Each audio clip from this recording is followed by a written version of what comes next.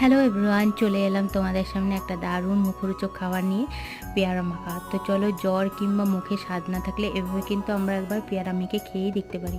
তো আমার প্রচণ্ড জ্বর, সর্দি, মুখে কিচ্ছু স্বাদ লাগছে না।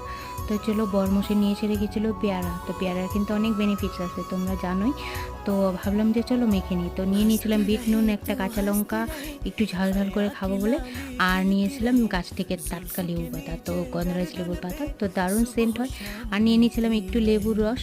তো খেয়ে দেখলাম ততটাও স্বাদ লাগছে না। তো মনে পড়লো কোথায় যেন ঘরের এক কোণে একটু পড়ে আছে আচারের মশলা, তো সেটা একটু অ্যাড করে দিলাম এখানে। ও এর স্বাদ যেন দ্বিগুণ বেড়ে গেল।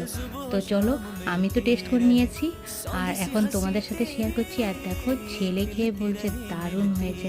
তো তোমাদের এই মিনি ব্লগটা ভালো লেগে থাকলে অবশ্যই একটা লাইক করে দিও। তোমাদের সাথে এই পেয়ারা মাখাটা শেয়ার করলাম। আর যদি ভালো লেগে থাকে অবশ্যই কিন্তু কমেন্ট